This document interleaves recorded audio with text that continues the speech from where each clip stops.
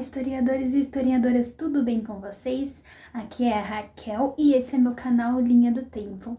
Bom, hoje eu estou com mais um vídeo para vocês sobre história por trás da história e hoje nós vamos falar sobre um dos personagens mais icônicos, um dos mais icônicos da história, que é o Conde Vlad III, o Empalador. Nossa, esse nome já dá aquele sustinho, né? Esse conde, gente, inspirou, para vocês terem uma ideia, o Bram Stoker a criar o Conde Drácula. Ficou curioso? Bem, vem comigo que eu te conto tudinho. Bom, o pai do Vlad III, gente, era o Vlad II, e ele estava numa posição geográfica ali muito específica na época. Ele ficava bem no meio de duas religiões muito conflitantes, tá? Ao sul, ele tinha o Império Otomano pressionando com a religião muçulmana, e ao oeste, ele tinha o Reino da Hungria, que era completamente cristão, né? Bom, o Vlad II, pai do Vlad III, que é o nosso personagem, ele era muito cristão, ele realmente seguia essa religião. E ele, para provar essa lealdade ao cristianismo, ele se aliou a uma ordem Dracul, né? Que significa dragão. Essa ordem era feita basicamente para defender os princípios da religião cristã. O pai dele fazia parte dessa ordem Dracul, e aí o Vlad III veio ao mundo. O Vlad III, né, gente, que é o nosso personagem, ele é o filho do meio, tá? Ele tinha um irmão mais velho e tinha um irmão mais novo, que é o Radu. Bom, o Vlad III, pelas minhas pesquisas, aos 5 anos, ele já entrou para essa mesma ordem do pai. E nessa ordem do pai, ele seria chamado de Dracúlia. Dracúlia seria Draco, né, que é dragão, que nem o pai dele, porém o Lia significaria filho, então ele seria o filho do dragão, e aí ele ficaria conhecido como Dracúlia, ou Drácula, né, esse nome te chama a atenção, te lembra alguma coisa? Enfim, aos 5 anos ele entra também para a mesma ordem do pai, e ele fica conhecido como Dracúlia. Porém, aos 11 anos, tudo isso acaba, tá? Aos 11 anos, o pai dele acaba tendo que entregar ele e o irmão mais novo dele, Radu, para o Império Otomano, jurando lealdade. Ou seja, eles são levados como prisioneiro, tá? Basicamente para que o pai dele não fizesse nada contra o Império Otomano. Como eu disse para vocês, ele estava ali numa posição geográfica muito específica. Ele estava no meio de uma briga religiosa muito grande. Então, o Império Otomano leva os filhos dele como prisioneiros para que ele não faça nada contra o Império Otomano. E lá, gente, acontece uma coisa muito interessante. O Vlad III, né, ele acaba se aproveitando dessa situação, ele cresce cada vez mais com ódio do Império Otomano gigantesco, ele tem uma raiva de tudo aquilo que o Império Otomano fez para o pai dele, fez para a religião dele, e em momento algum ele cede aos ensinamentos do Império Otomano, pelo contrário, ele finge que ele está cedendo, ele aprende o máximo possível que ele pode sobre as fraquezas, sobre a religião, como atingir os otomanos, para que futuramente ele possa usar isso contra eles. Ao contrário do seu irmão Radu. O seu irmão Radu acaba gostando de ficar com os otomanos e realmente se aproximando muito deles, mas não no sentido de tentar prejudicá-los, e sim de se aliar a eles. E esse aprisionamento deles, gente, aconteceu em 1442 e eles ficaram sob a custódia do Murad II, que era o então regente, vamos dizer assim, do Império Otomano, tá? E em 1448, quando o Vlad III estava com 17 anos, ele fica sabendo da morte do seu pai e do seu irmão. Só que assim, em algumas pesquisas que eu fiz, parece que ele ficou sabendo um ano depois que eles tinham falecido, tá? Então, nesse sistema que ele estava aprisionado, os otomanos podiam muito bem matar ele e o Radu, como como se diz? O pai dele já estava morto, né? Que era o detentor da dívida, eles podiam muito bem matar. o Vlad III e o Radu, porém eles não fizeram isso. Eles concordaram em libertar eles para que eles pudessem voltar para a terra deles, e na cabeça deles, como eles passaram todo esse tempo com os otomanos, eles seriam um importante aliado, né? Ficariam ali na Valáquia como um aliado dos otomanos, ao invés de serem aliados da Hungria, né?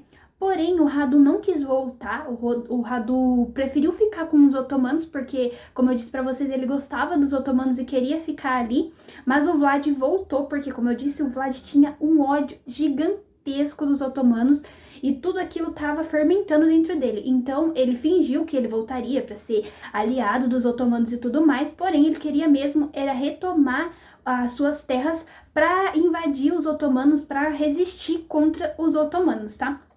E aí ele chega nas suas terras e ele descobre que tá tudo um caos. Ele descobre que, na verdade, o seu pai e o seu irmão mais velho foram mortos por burgueses, por cidadãos importantes da Valáquia, o que isso era, assim, um pecado tremendo, tá? Porque, como vocês sabem, essas pessoas, elas deveriam respeito ao regente local, né? E não poderiam, de maneira alguma, agir contra eles, né? E aí o Vlad passou muito tempo tentando reunir de novo o seu reino, reunir poder, porque ali quem estava governando agora eram as pessoas que tinham traído seus pais, e agora ele estava tentando reunir poder para voltar ao regimento da Valáquia. Então toda essa luta dele para retomar o reino dele foi até 1456, quando ele tinha 25 anos, ele finalmente conseguiu retomar o poder do pai dele. E aí se tem uma lenda que conta que ele mandou um convite de jantar para todos os burgueses que ele achava que tinha relação com a queda do pai dele, com a morte do pai e do irmão, e ele fez esse jantar. E nesse jantar ele perguntou para as pessoas que estavam ali quantos reis eles já tinham vistos reinar na Valáquia. E aí eles disseram que não tinha visto mais de 6 reis reinarem na Valáquia, e ele disse para eles que ele então seria o último rei que eles veriam. E aí ele mandou matar todo mundo, empalar todo mundo, tá? Para quem não sabe, o empalamento é uma técnica de tortura medieval muito cruel, onde é enfiado uma estaca, né, de um extremo a outro, e essa estaca não perfura nenhum órgão essencial para a sobrevivência, então a pessoa fica ali presa naquela estaca durante horas e horas e horas, até finalmente morrer, tá? Então era uma forma de tortura horrível.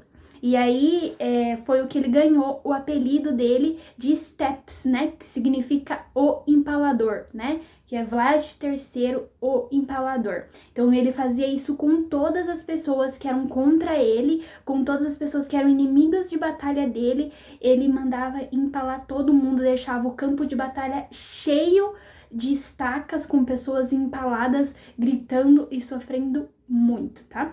Bom, mas aí vocês me perguntam, o Vlad começou a fazer todo o seu reinado de terror dentro da Valáquia e o pessoal otomano não falou nada, e aí, o que aconteceu? Bom, pelo contrário, quando os otomanos perceberam o ódio do Vlad pela Valáquia, eles mandaram um emissário, né, até o Vlad. Isso também é uma lenda, tá? A gente não tem nada comprovado se isso realmente aconteceu. Mas se diz que eles mandaram um emissário muçulmano até o Vlad para conversar e tudo mais. Porém, o Vlad pediu para que ele tirasse o turbante, né, que ele estava utilizando, e ele se recusou. Porque o Vlad, ele era cristão, então ele pediu para que ele tirasse o turbante, mas ele se recusou e o Vlad mandou pregar o turbante na cabeça da pessoa. Enfim, isso então foi uma guerra declarada aos otomanos, e os otomanos organizaram um exército para invadir a Valáquia e colocar um regente lá que fosse aliado aos otomanos. E quem foi o escolhido deles? Claro, o Radu, o irmão mais novo do próprio Vlad III, foi o escolhido dos otomanos para ir contra o irmão, retomar a Valáquia e ficar do lado dos otomanos. Então o Radu pegou todo o exército que foi disponibilizado e partiu contra a Valáquia. E é aí, gente, que o Vlad começa a ficar cada vez mais sanguinário, as histórias sobre ele começam a ficar cada vez mais sombrias. o que aconteceu nessa marchada do Radu até o Vlad. Era uma caminhada muito grande e o Vlad organizou diversas armadilhas no meio desse caminho, tá? Então, uma delas foi fazer armadilhas mesmo no chão, onde as pessoas pisavam e feriam os pés, né? Iam andando e ferindo os pés. Ele deixava doentes de lepra para trás, para que fosse contaminando a população, os soldados que estavam marchando por ali, e aí é o que é considerado um dos primeiros usos da arma biológica, né? Porque eram doentes de lepra que foi deixado para trás para prejudicar o exército do Radu, né? E aí, gente, acontece o episódio mais marcante da história, da vida de Vlad III, que foi quando o Radu chegou numa colina perto já da Valáquia e ele avistou milhões, milhares de corpos empalados em estacas, alguns ainda gritando de dor, outros já apodrecendo, bem, um estado bem avançado de decomposição, e ele ficou extremamente chocado. Ele nunca imaginou que um ato desse pudesse vir do seu irmão Vlad, e essas pessoas que eram empaladas, fiquem tranquilas que não eram aliados do Vlad, tá? Eram alguns dos seus inimigos, muitos que ele já tinha empalado anteriormente, por isso que já estava em um estado avançado de decomposição.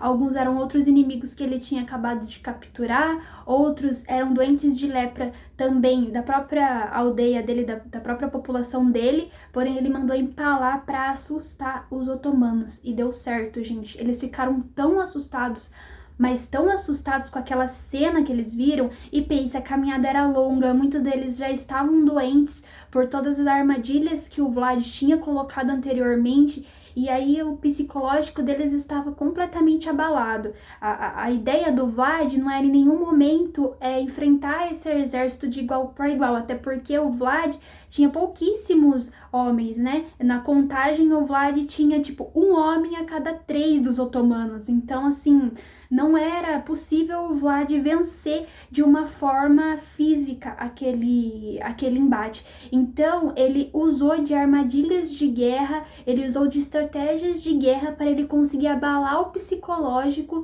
do seu inimigo, e deu certo, tá? O Radu voltou com o exército para o Império Otomano e sossegou durante um tempo, mas isso não durou por muito tempo, viu, gente?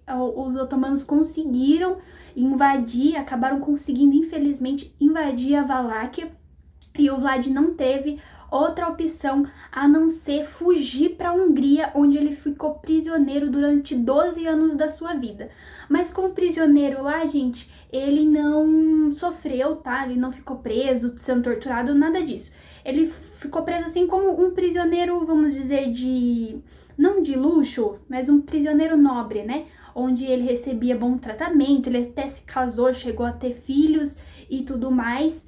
E aí, 12 anos após ficar preso lá na Hungria, ele decidiu retomar o seu império novamente. O seu império não, né? O seu reino na Valáquia. Para retomar o reino da Valáquia, ele contou com a ajuda do Stefan, que era príncipe da Moldávia, que era primo dele, e também com as forças da Hungria. Quando ele chegou lá, o irmão dele, Radu, já havia falecido. Então quem estava no governo era Basarab, o velho. O Basarab, o velho, ele sabia muito as histórias sobre o Vlad.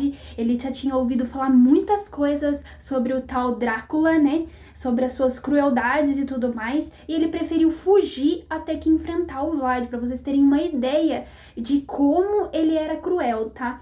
Bom, infelizmente, nesse mesmo ano, depois de ele conseguir reconquistar a sua sonhada Valáquia, passar por tudo que ele passou, conquistar tantas coisas que ele conquistou, ele acabou morrendo com 45 anos. Só que isso aí é tipo assim, a causa da morte dele é uma coisa que até hoje não se tem certeza exata do que aconteceu. Então alguns historiadores diz que ele também sofreu o motim, né, dos burgueses, das pessoas, dos nobres que viviam ali na Valáquia, que fizeram a mesma coisa com o pai dele.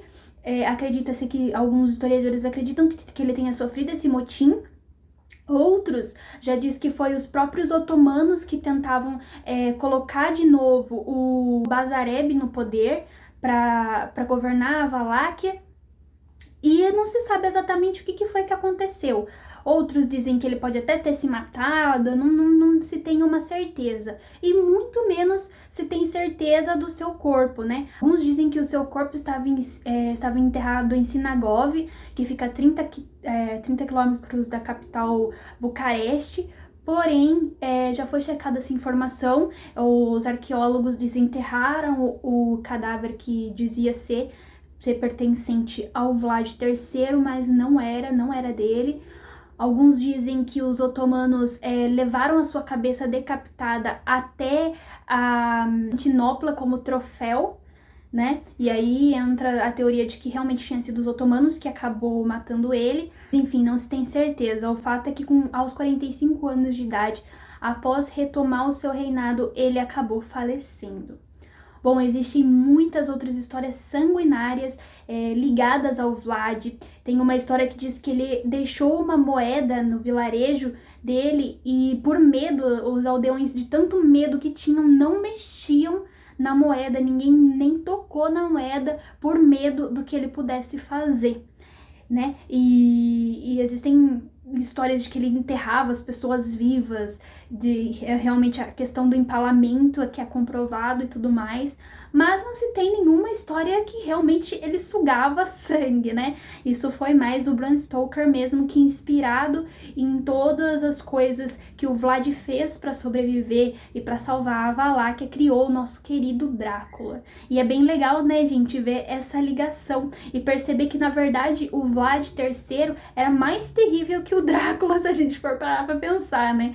Ele fez um reinado mais sanguinolento que o próprio Drácula. Porém, o Vlad III, gente, ele é considerado um herói nacional na Romênia, né? Que ocupa hoje o território da Valáquia, e existem estátuas deles e tudo mais. Ele considera um herói nacional, e eu também acho, viu, gente, porque ele foi resistente. A Valáquia era um território minúsculo perto do Império Otomano, e fazer um império desse tamanho ter medo dele foi um feito extraordinário, né? Não tem o que dizer. Bom, esse foi o vídeo de hoje. Se você gostou, não esquece de clicar em gostei pra mim. Comenta aí o que você acha do Vlad III, o famoso Drácula. Comenta se você acha que ele é mais terrível que o próprio Drácula ou não. Deixa alguma sugestão de vídeo que você queira ver aqui no canal. Compartilha com seus amigos. E é isso aí. Beijos, até o próximo vídeo.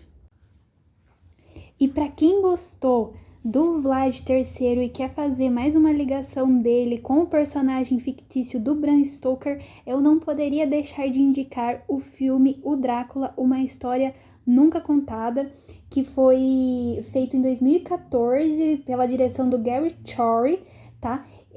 O filme é muito bom, gente. Esse filme é muito bom mesmo, porque ele linka o Vlad III com o personagem fictício do Bram Stoker, transformando o próprio Vlad III em um vampiro de verdade. É bem legal, vocês vão ver muitas referências, então depois que você assistir esse vídeo, corre lá pra ver esse filme que você vai adorar, tá? Outra coisa também é o próprio livro do Bram Stoker, né, o Drácula, que vocês vão ver muitas referências também do próprio Vlad III, de algumas ações dele, que o Bram Stoker transforma no personagem fictício vampiresco.